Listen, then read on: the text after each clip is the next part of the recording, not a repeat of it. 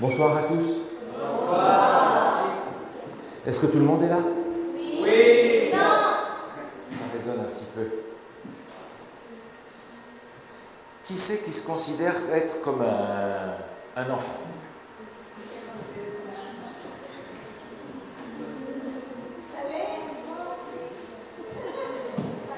Qui c'est qui se considère être un parent? Aïe, aïe, aïe, aïe, aïe. Bon, alors on va parler ce soir aux enfants et à ceux qui leur ressemblent. Le thème que nous allons développer pendant ces jours-ci va avoir à faire avec le retour de Jésus. Nous sommes adventistes et c'est dans le nom adventiste, la venue de Jésus. On va donc développer quelque chose qui nous permet de penser à ça. Vous savez que pendant 1 siècle et demi, les adventistes ont dit « Jésus revient bientôt ». Maranatha. Maranatha. Seulement, les années ont passé, Jésus n'est toujours pas revenu, et on se dit « Mais est-ce qu'il va revenir finalement ou pas ?» Et pour nous, pour les jeunes, on peut se dire, mais enfin, est-ce que je vais avoir le temps de devenir vieux? Est-ce que je vais avoir des enfants? Est-ce que je vais être grand-père? Est-ce que je vais être grand-mère? Ou bien est-ce que ça va être à peine les études terminées? Vous savez quand il va revenir, vous? Est-ce qu'on peut savoir quand il va revenir? Non. Autrement dit, il y a une chose qui est simple, c'est ce que Jésus expliquait dans sa parabole. Il faut être prêt tout le temps. Mais vous savez, c'est difficile d'être prêt tout le temps. Parce qu'il y a des fois, on ressemble au panda qui était sur l'image tout à l'heure. Vous vous souvenez? Le panda, là? Alors, j'aimerais ce soir commencer par une parabole. Cette parabole, ce n'est pas moi qui l'ai inventée, je l'ai trouvée dans un livre chrétien que je trouve très intéressant. Je ne l'ai pas inventée, mais c'est une parabole. Vous vous souvenez, Jésus parlait souvent en parabole. Et la parabole va comme ceci. Il était une fois, un homme très riche, un noble. Et cet homme-là était veuf, sa femme était morte. Il vivait dans un château, et dans ce château, il était seul avec sa fille. C'était une fille qui était très belle, et il s'est dit, il faudrait que je puisse trouver un bon garçon pour qu'il puisse la marier. Il s'est demandé comment il allait faire. Alors il lui est venu une idée. Il s'est dit, je vais inviter tous les nobles, tous les jeunes gens nobles qui sont dans la région, et je vais leur dire de venir, on va faire une grande fête, et pendant cette fête, il y a sûrement un garçon qui va tomber dans l'œil de ma fille, et ça pourra probablement donner quelque chose d'intéressant. Alors, il a parlé aux gens de la cuisine. Il leur a dit, vous allez préparer ceci, vous allez préparer ça, vous allez faire ceci, vous allez faire cela. Et il leur a dit, vous allez aller tuer le bœuf, là, le gros bœuf, vous allez utiliser la viande pour faire ça, vous allez tuer un mouton là-bas, vous allez utiliser la viande pour faire ça. Je veux que vous fassiez ceci à la cuisine et ça, et ça, et ça. Et puis après, il a parlé à ses serviteurs, il a dit, moi je veux que vous fassiez de la décoration un peu partout dans la grande salle de festin pour que ça ait vraiment l'allure d'une fête. Alors ça a pris du temps, ils ont préparé ça, ils ont fixé une date. Et il dit, à cette date-là, j'aurais invité tous les gens et je leur dirai, venez, on fait une fête pour ma fille. Bon, alors les cuisiniers se mettent au travail, les décorateurs se mettent au travail et on prépare la fête.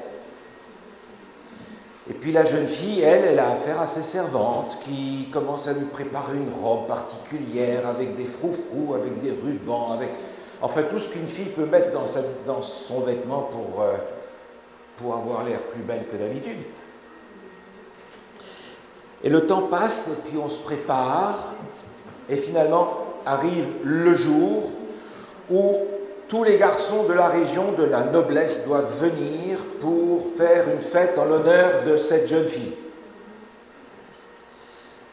Tôt le matin, très tôt le matin, on entend à la porte du château,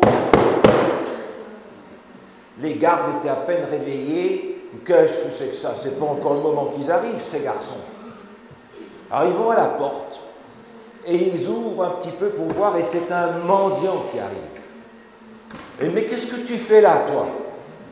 Alors il dit, ben, c'est le jour où tous les nobles et tous les garçons viennent pour voir et fêter la jeune fille. Et tu viens pour ça, pas question. Tiens, prends, et il lui jette un bout de pain pour qu'il s'en aille. Seulement lui, il ne veut pas le bout de pain, il dit, moi je veux rentrer. Écoute, c'est pas pour les mendiants, c'est pour les nobles. Non, je veux rentrer. Il avait une canne. Et bang, bang, bang, sur la porte. Les gardes, ils en avaient assez. Ils ont été chercher un morceau de viande, ils lui ont donné ça, débrouille-toi avec ça, va-t'en. Et il dit, non, non, non, non, je veux rentrer. Les gardes, au bout d'un moment, ils en avaient assez. Alors, il dit, tu veux rentrer, mais pourquoi faire? Mais je veux rentrer pour voir la jeune fille.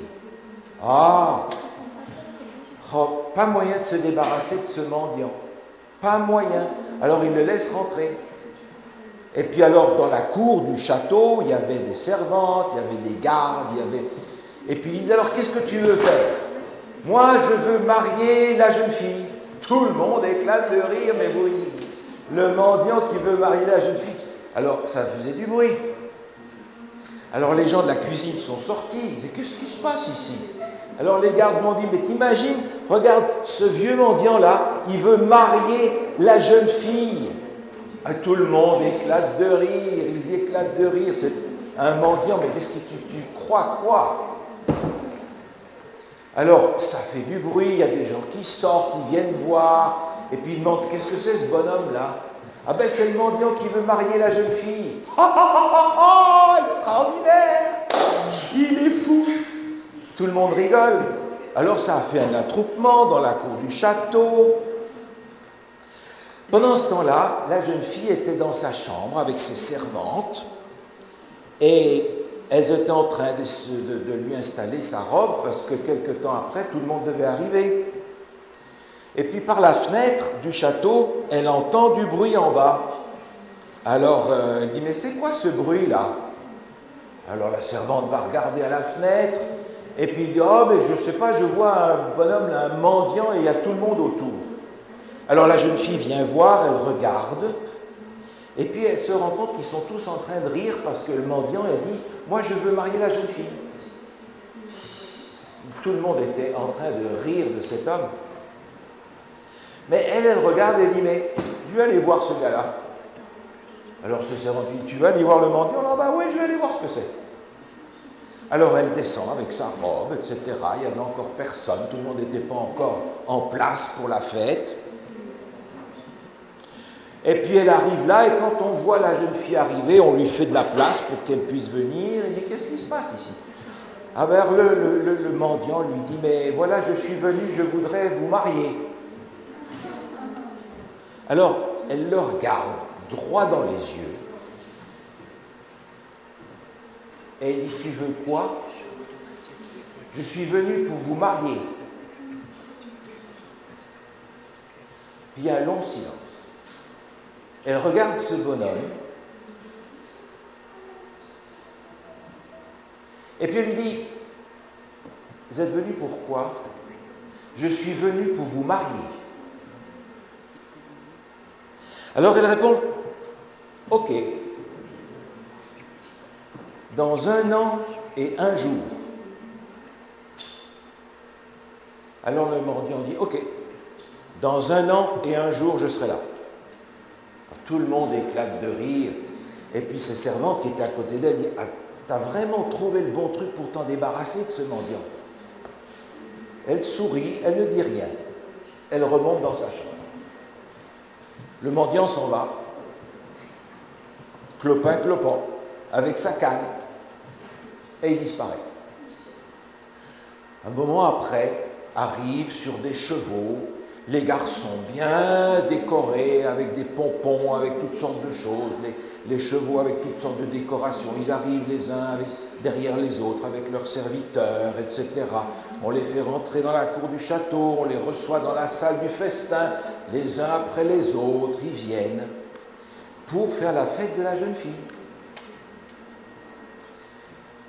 Et puis, il y a quelque chose de bizarre, c'est que la jeune fille n'est pas très gentille avec ses garçons. Le père se disait, mais écoute, regarde, celui-là, il a quand même de l'allure. C'est un beau gars, non? Pouf, ce gars-là, il n'a rien dans la tête. Comment ça, il n'a rien dans la tête? Mais regarde comme il se comporte, c'est pas un idiot. Il est beau, mais c'est tout ce qu'il a. Le père, pas content. Et puis, il y en a qui lui demandent pour danser. Elle ne veut pas danser. Et puis son père lui dit, mais regarde, celui-là, il vaut la peine quand même. Lequel? Celui-là, là? Le petit maigrichon, là? Pff, rien à faire, laisse tomber. Le père lui dit, mais enfin, mais écoute, tu veux quoi? Alors il commence à se demander, il regarde tous les garçons qui sont là. Celui-là, il est pas mal, il a quand même l'air d'avoir... Et d'ailleurs, je connais son père est très riche. Alors à sa fille, tu vois ce garçon-là? Son père, je le connais, il est très riche. Et alors? Comment? Écoute, si tu maries ce gars-là, tu vas avoir un château pour toi toute seule, tu vas avoir la richesse de son père, parce que c'est l'héritier, tu comprends? Donc le jour où son père meurt, il va ramasser tout l'héritage. Ça sera à toi. Et après? Regarde la tête qu'il a, ce garçon. T'as vu la tête qu'il a? Il va faire rater une couvée de singes. Le père est désolé, il se dit, mais qu'est-ce qu'on va faire avec cette fille? À la fin de la journée, on a mangé, on a bu, etc. Puis les garçons s'en vont. Les uns après les autres, ils repartent. Et le père est furieux. Le père est furieux parce que tous ces garçons sont venus, ce sont des nobles, ce sont des riches, ce sont des gens bien, ce sont des gens éduqués. Mais elle n'a pas été gentille avec aucun d'entre eux, et elle n'en a vu aucun. Elle les a tous regardés comme ça, et elle ne compte pas s'intéresser à aucun d'eux. Mais qu'est-ce qu'on va faire avec toi? Alors le temps passe et le père n'est pas content. Et dans le château, on se demande, mais on va la marier avec qui, cette fille-là? Et le temps passe. Et le père, ne sachant pas que faire, laisse tomber la chose. Les activités du château continuent comme d'habitude. Et les mois passent, les uns après les autres. Et puis, la jeune fille, elle a un calendrier, elle sait compter le temps. Parce que c'est bientôt 1 an depuis qu'il y a eu cette fête-là. Et elle sait qu'elle avait dit 1 an et 1 jour. Alors 1 an après, elle se dit, oh, demain, on va voir ce qui arrive. Demain, on va voir ce qui arrive. Et je vous raconterai l'histoire, la suite une autre fois. C'est-à-dire maintenant que j'ai vu.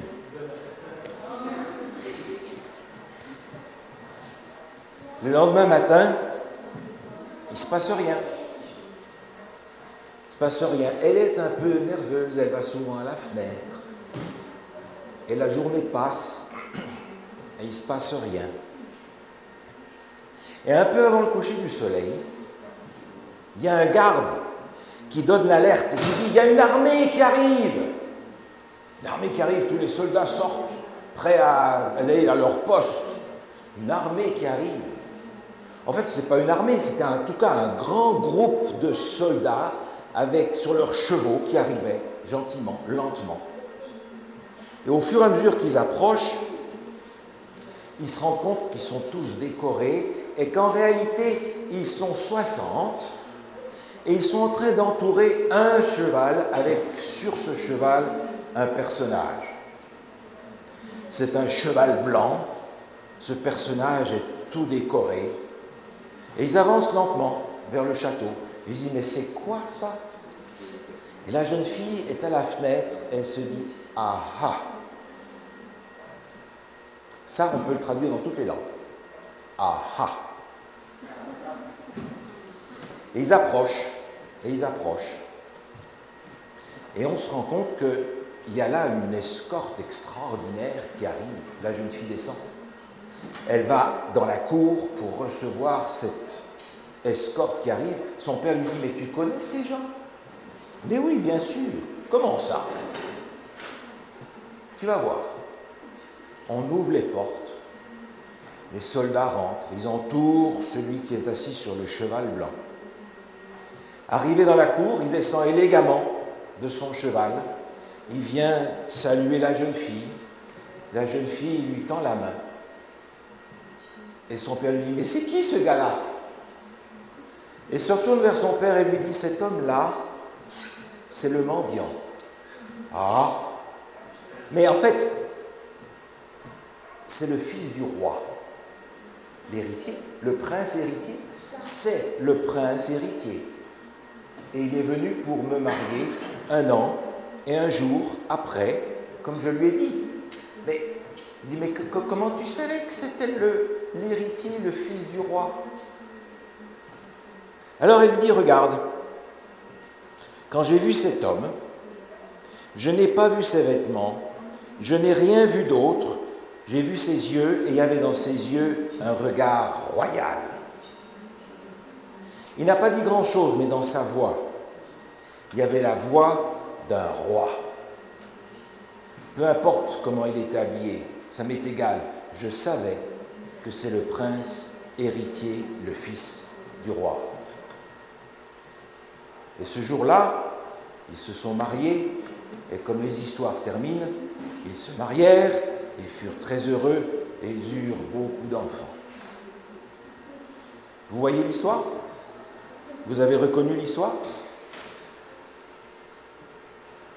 Jésus est venu dans ce monde, il est venu dans ce monde et personne ne l'a reconnu, sauf quelques-uns qui l'ont regardé dans les yeux comme il faut, et qui ont vu dans ses yeux, sur son visage, le fils d'un roi. Il y en a juste quelques-uns qui, en entendant sa voix, ont pu parler de nouveau, ont pu entendre de nouveau, ont pu marcher de nouveau. Mais personne ne voulait voir en lui ce qu'il était vraiment. D'ailleurs, on s'est tous moqués de lui pendant toute sa vie. Que ce soit dans sa ville natale, parce qu'évidemment, il ne faisait pas les mêmes bêtises que les autres, ou que ce soit après, on s'est toujours moqué de lui. C'est qui ce gars-là? Et il a dit, je reviendrai. Et il a dit, je reviendrai, mais il va revenir. Mais il ne va pas revenir cette fois-ci comme un mendiant, il va revenir comme le prince héritier, celui qui doit hériter et qui va marier la jeune fille. Et vous savez que dans la Bible, la jeune fille, la femme, c'est une image de l'Église. Et l'Église, c'est qui? C'est qui l'Église? C'est nous tous. C'est nous tous. Et quand il va venir pour se marier avec l'Église, il ne va pas venir en mendiant avec sa canne. Il va venir sur le cheval blanc de celui qui est victorieux. Mais pour ceux qui auront vu dans ses yeux le regard d'un roi, pour ceux qui auront entendu dans sa voix la voix d'un chef, ce sera une très bonne nouvelle. Alors on parle du retour de Jésus. Dans cette parabole, la dernière partie n'est pas encore arrivée. On attend la dernière partie. Seulement, j'ai un problème à vous soumettre. C'est que on peut se trouver aujourd'hui dans la même situation que les Juifs du temps de Jésus, qui ont vu arriver ce mendiant et qui ont dit « Mais qu'est-ce qu'on va faire avec ce gars-là? Mettez-moi ça sur une croix et qu'on n'en parle plus. On peut aujourd'hui faire comme les gens de son temps qui l'ont ignoré, qui ont laissé faire, qui ont attendu que ça passe. Alors je sais, ça s'est passé il y a 2000 ans, mais pour nous qui grandissons aujourd'hui, pour vous qui êtes en train d'apprendre qui est Jésus, vous pouvez faire la même chose aujourd'hui que ce que les Juifs ont fait autrefois, c'est-à-dire ne pas vous en occuper. Mais vous avez une deuxième chance. La deuxième chance, c'est d'attendre qu'il revienne et d'être prêt pour quand il va revenir. Seulement,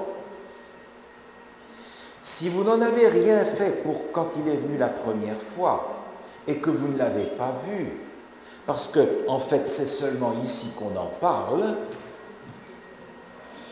eh bien vous ne serez jamais prêt pour quand il va venir et quand vous allez le voir avec vos yeux. J'aimerais voir dans toute cette salle, je ne sais pas combien on est, mais quels sont ceux d'entre vous qui ont déjà reçu le mendiant dans leur vie et qui ont accepté de voir dans ce mendiant de l'Évangile. Quels sont ceux d'entre vous qui ont déjà accepté de voir dans le mendiant de l'Évangile leur Sauveur qui vient bientôt? Levez la main et qui ont été baptisés.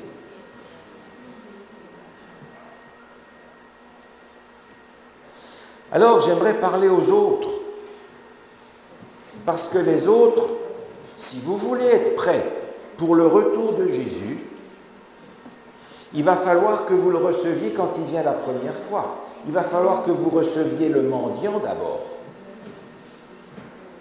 Parce que si vous ne recevez pas le mendiant, il viendra dans 1 an et 1 jour, mais vous ne serez pas prêt à le marier. Parce que ça va être la panique générale. Vous comprenez? Alors, pour tous ceux d'entre vous, petits ou moins grands, ou plus grands, ou plus petits,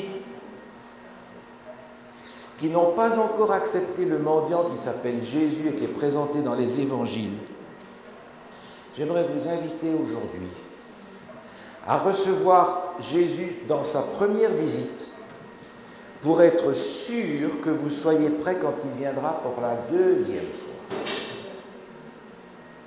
Dans le livre de l'Apocalypse, au chapitre 1,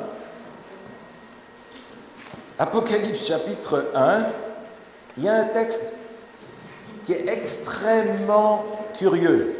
Je ne sais pas si vous l'avez déjà lu.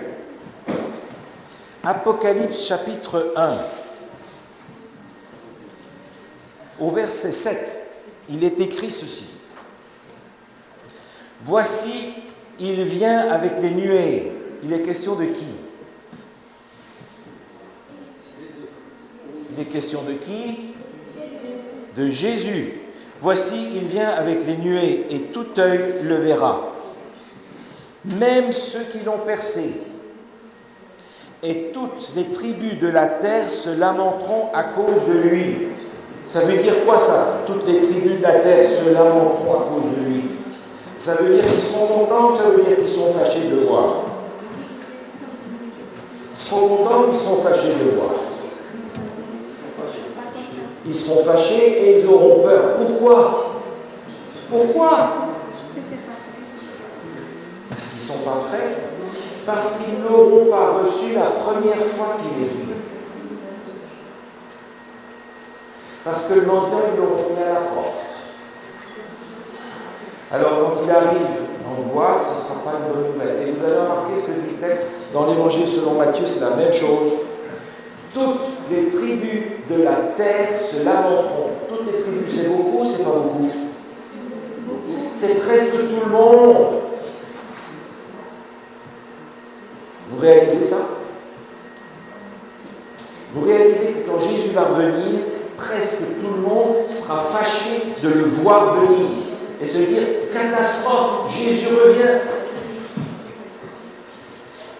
Aujourd'hui, quand vous pensez au retour de Jésus, vous vous dites ça, catastrophe, Jésus revient? Est-ce que vous avez peur qu'il vienne? Quels sont ceux qui sont heureux de voir Jésus revenir? Amen.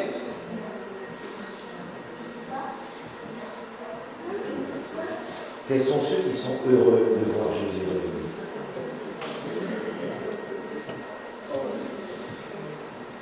Si vous ne voulez pas être parmi ceux qui vont se lamenter quand Jésus revient, vous avez meilleur temps aujourd'hui d'accepter le mendiant qui s'appelle Jésus, dont il est question dans l'Évangile, parce que vous avez besoin de le recevoir d'abord comme un mendiant avant de le recevoir comme un roi. Si vous ne le recevez pas comme un mendiant aujourd'hui, comme celui qui est venu et qui n'avait d'allure de rien du tout, quand il va revenir en gloire, vous allez paniquer. Alors vous pouvez aujourd'hui faire comme les Juifs d'autrefois et dire Jésus, moi j'en ai rien à faire. Avec Jésus, on ne peut pas faire ci, on ne peut pas faire ça, patati, patata, patata. Hein? Vous dites, moi Jésus, laisse-moi Jésus dehors. Vous avez un choix à faire. Un choix par rapport au mendiant, et le choix par rapport au mendiant déterminera le choix que vous ferez par rapport au vainqueur. Le problème, c'est qu'il y a des barrières qui vous empêchent de voir dans les yeux de ce mendiant Jésus, le Fils du roi. Il y a des choses que vous regardez et vous ne voyez pas et vous n'entendez pas et vous ne comprenez pas que c'est le Fils du roi. Et toutes ces choses qui vous empêchent, ça peut être plein de choses. Ça peut être des choses du matériel. Ça peut être vos ordinateurs, ça peut être vos jouets, ça peut être vos drones, ça peut être... Vous pensez à toutes les choses que vous aimez bien et que vous attendez pour Noël prochain parce que vous l'avez déjà commandé il y a 2 ans et que vous étiez trop petit et que ça va venir.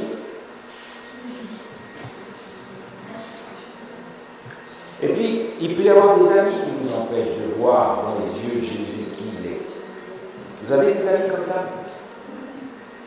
Vous avez des amis qui vous servent presque de lunettes de soleil et vous voyez vraiment rien. Vous voyez dans ce mendiant un mendiant et vous avez envie de le mettre à la porte.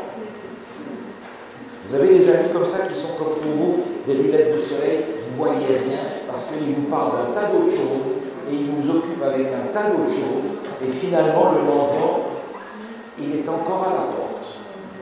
Vous avez des amis comme ça? Ou bien est-ce que vous avez dans votre tête l'idée de vraiment être quelqu'un? Ah, moi je veux devenir ceci, cela. Quand je serai grand, je serai ça. Et puis c'est pour ça que je veux être le meilleur à l'école. Et c'est pour ça que si quelqu'un a une note meilleure que moi, ça ne va pas. Parce que je suis meilleur. Ah ouais? Qu'est-ce que vous voulez faire quand vous allez être grand? Vous avez 2 solutions. Quand vous allez être grand, et pour ceux qui sont grands, c'est la même chose, vous avez 2 solutions. Et il n'y en a pas beaucoup d'autres. Ou bien vous allez faire un métier, ou bien vous allez faire un service. Vous avez reçu les uns et les autres des capacités. Il y en a qui sont bons pour la musique, il y en a qui sont bons pour le dessin, il y en a qui sont bons pour l'électronique, il y en a qui sont bons pour réfléchir, il y en a qui sont bons pour travailler avec leurs mains, il y en a qui sont bons pour un tas d'autres choses. Dieu vous a donné ça pour que vous gagniez votre vie avec. Parce que vous allez probablement l'utiliser pour avoir un métier, gagner de l'argent, payer votre maison, payer à manger, payer vos vêtements. Mais si vous pensez qu'à ça, vous avez un problème. Parce que le jour où Jésus revient, qu'est-ce qui va arriver dans le monde? Qu'est-ce qui va arriver dans le monde quand Jésus revient? Il n'y a plus rien. Plus rien. Plus rien. Jésus détruit tout ça et il emmène sa femme, son épouse avec lui. Mais ici, plus rien. Tous vos jouets, jouets d'adultes, jouets d'enfants, carrière, argent, compte en banque, renommée, je veux ma photo dans le journal, plus rien, tout ça. Il n'y a plus rien. Alors, en réalité, vous avez reçu des capacités pour gagner votre vie,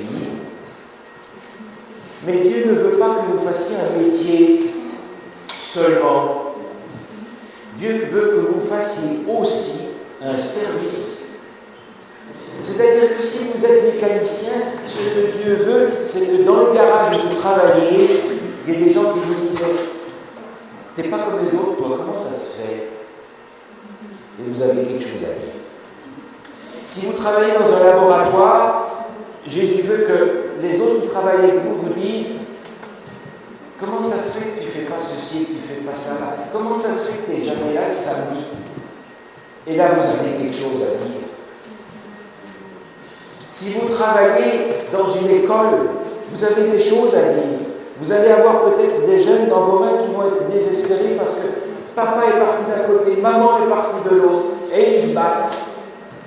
Vous allez peut-être leur dire qu'ils ont un Père au ciel qui s'occupe d'eux et qui peut les amener beaucoup plus loin que ce qu'ils voient aujourd'hui. Où que vous soyez, si vous considérez que votre métier est la première priorité, vous ne vivrez pas longtemps.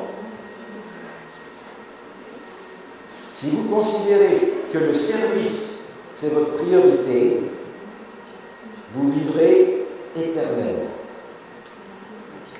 Parce que si vous pensez que vous allez aller au ciel tout seul, ben vous vous trompez. Parce que le Seigneur vous demande d'emmener avec vous tous ceux qui sont autour de vous. Vos parents, vos frères, vos sœurs, vos cousins, vos amis, tous les autres, tous ceux qui sont autour de vous. Et c'est la raison pour laquelle il vous a donné des talents et des capacités. Écoutez ceci, j'ai trouvé dans un livre ces 2 paragraphes. Je vous les lis. Dieu désire que les formidables vérités qui furent révélées à travers ces 2 hommes, Daniel et Joseph, soient également révélées à travers la jeunesse et les enfants d'aujourd'hui. L'histoire de Joseph et de Daniel nous offre un exemple de ce qu'il veut faire pour ceux qui mettent en lui leur confiance et cherchent de tout leur cœur à accomplir sa volonté. C'est du travail pour qui ça? Les jeunes et les enfants. C'est plus un travail pour un vieux comme moi, c'est un travail pour vous. Les jeunes doivent comprendre que les talents qui leur ont été confiés ne leur appartiennent pas. Force, temps, intelligence sont des trésors qui leur ont été prêtés. Chaque jeune, chaque enfant a une œuvre à accomplir pour l'honneur de Dieu et pour ennoblir l'humanité. Un métier ou un service. Aujourd'hui, si vous choisissez d'accepter le mendiant Jésus dans votre vie, il va vous dire « Je te donne un service à accomplir ». Si vous ne l'acceptez pas, vous allez dire « Moi, je veux un métier ». Si vous avez un métier, vous ne vivrez pas longtemps.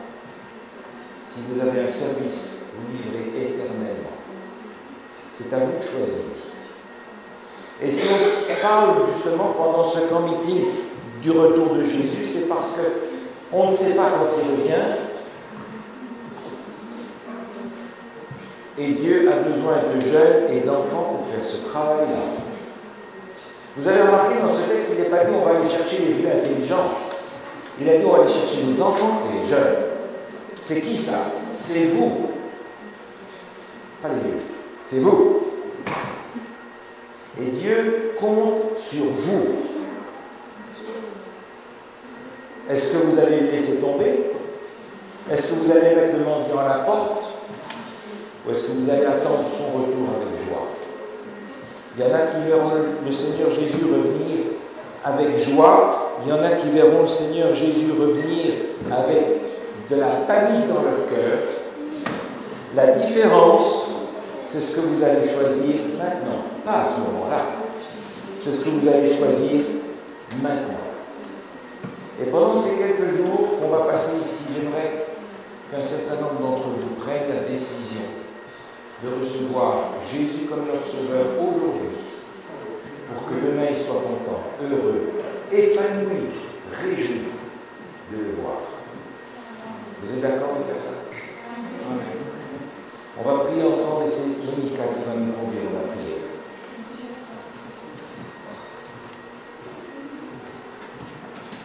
terminer cette méditation, j'invite à tous les enfants de se placer simplement ici au centre.